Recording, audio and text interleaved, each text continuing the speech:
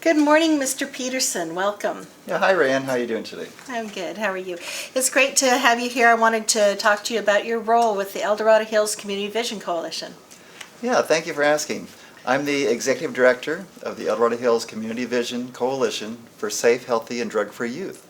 And our vision is for all of our young people in Dorado Hills to be safe, healthy, and drug-free.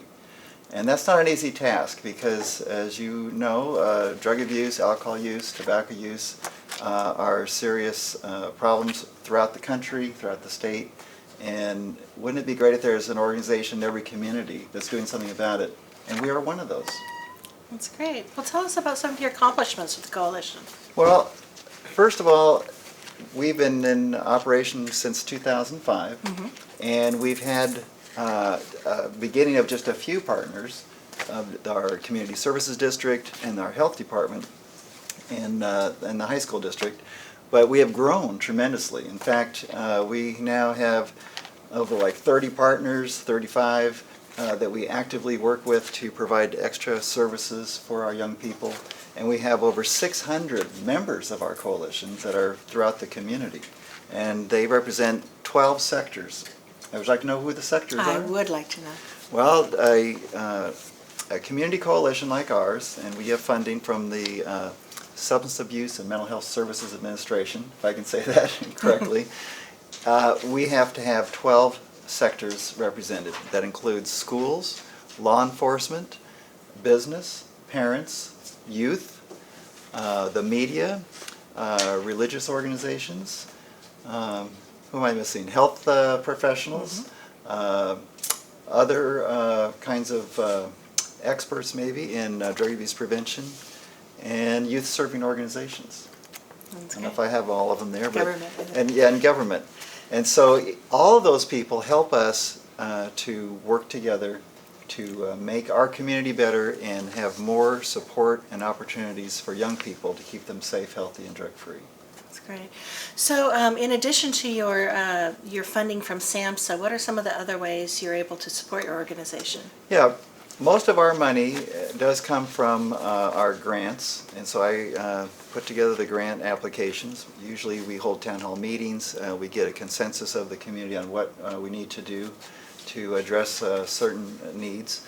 And with regard to our more recent programs, we've had grants for drug and alcohol abuse prevention, grants for pedestrian safety, grants to mentor other communities, and grants specifically to address alcohol use. And those have been very successful. We've had town hall meetings, we've done sting operations to have compliance checks at the retail outlets and restaurants to make sure no one is selling to minors. And we also have programs where even they tap people on the shoulder in the parking lot.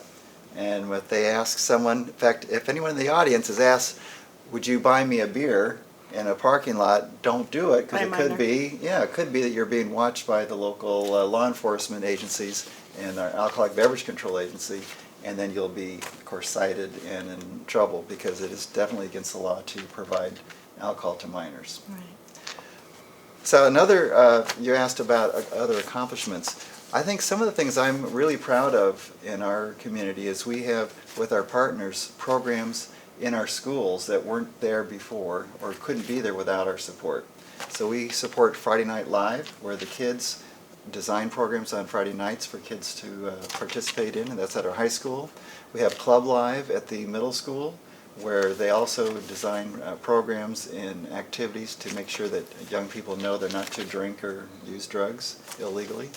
And we have programs such as the Safe School Ambassadors to keep bullying kind of at bay, where there are peers that they help out and stop bullies. And they have programs like Point Break and others that allow young people to talk about real issues in their lives and to get the help that they need. Those are all great programs. What do you think is the most effective? What do you think of the peer mentoring programs or the... Well, I love all the peer programs, Rand. I think that having young people actively involved as volunteers really does make a difference. And I know that You're looking forward to the Youth Star Awards, where we reward and give a big recognition dinner and trophies and certificates to young people who volunteer. So I think that's a big thing that we do that I'm really happy with. But also, we've been able to work with our county mental health division and the public health department, where we get contracts from them to provide counselors and interns and community mental health specialists in schools to help young people when they have problems. Right. And in fact, we recently had another suicide at our high school, so we're actively working with the mental health division and others to make sure we have enough support for young people, so when they do have problems, they have someone they can talk to. And also, for anyone viewing this, we can all take part in prevention. Whether we're a parent, a business person, a young person, we can all make a difference. And they can go to our website to find out more, about what they can do, and they can call us at our office. And hopefully they'll show that on the screen. And our phone number at the office is 916-941-8482. And we can all make a difference, and we can all have a role to play. And some of our events don't take a lot of effort, just show up. We have different fundraising events once a year, and probably the next big one that everyone will know about is the Kentucky Derby, which will be May the 4th. And that'll be a great time for everyone, and we're going to have big hats for the ladies to wear, and a lot of fun, food, and so on. Horses to bet on. Yes, and horses to bet on, we hope. So tell us about your mentoring other coalitions. What kind of advice would you give to new coalitions that are forming now? Yeah, one of the things that we've been good at is, first of all, our coalition has been rated very high. In fact, I was in Washington, D.C., and they said that we were the #1 rated coalition in the United States. That was like 2 years ago, and we were very proud of that. And as a result, we were encouraged to mentor other communities to have coalitions like ours.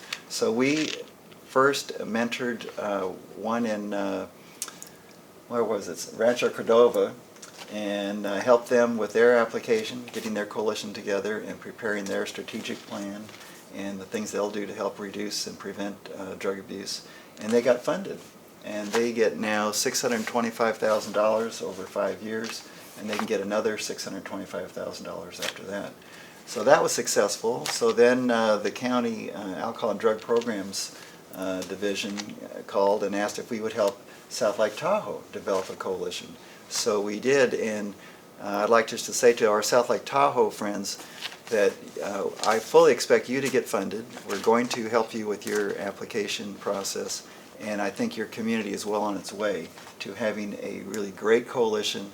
You have representation from the different sectors, and I think you're now developing your logic model and strategic plan, and I fully expect that to be funded. So we just want to support you. And in fact, after that, we may support other communities. Pay it forward. That's right, pay it forward and try to get in our county of El Dorado County more community coalitions like ours. There's also one at the Black Oak Mine School District, and they're doing a great job as well. That's great. Well, it sounds like that you have so much in the works, and you're always going full on. Do you do anything for fun, Mr. Peterson? Yeah, for fun, I'm a professional magician, and I actually had a show yesterday, and I do almost every weekend where I do magic for young and old alike, and as young as 1-year-olds, and yesterday actually we're senior citizens at an assisted living center of older people. That sounds fun. But I would like to say one last thing about our work. Yes. Just back to being serious on this. A lot of people ask, well, does it do any good? All this prevention work that we do and mobilizing the community, you hear it takes a village, and it really does, but does it really make a difference? Well, I have a few statistics to share. We collect data every other year through the California Healthy Kids Survey, and all school districts in California have been doing this for like the last 15 years, and I have some great information to share. Since our program started in 2005, since our coalition began till now, we've had a great reduction in alcohol use among our youth. Among 11th graders, we had a 29% reduction in alcohol users. That's a lot. That's almost a third of all the kids that were drinking are no longer drinking. We had a similar reduction, 29%, in binge drinking.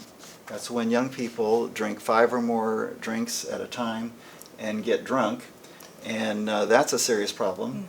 But we've had a 29% reduction there. And then in drinking and driving, which is the most serious consequence of drinking, and even being a passenger with the drinking driver, we've had a reduction there of 34.5%, so over a third there were reduced. And then we also want to reduce other kinds of drug use, and I don't know if people recognize that tobacco use, nicotine is the drug in tobacco that's highly addictive, and we were getting our rates down lower and lower and lower, but since we started, we've still had a huge reduction of 54% of tobacco users. So we're now down to just 6%, which is about as low as you can get, and we're way lower than the national average, lower than the state average, and we're very proud of that as well. And that's done by addressing social norms. Yes, and all the research shows with youth development, and we do a lot of youth development training, when you get young people involved in building their strengths, their assets, getting them involved in after-school programs, in sports and in clubs, and building their social abilities, you can reduce lots and lots of problems. So tobacco use, bullying and violence can be reduced, alcohol and drug use can be reduced. And those are all things that are part of our mission and vision statement. Great. Well, thank you. Thank you so much for your time. All Keep right. up the good work. Thank you, Rand. Appreciate you.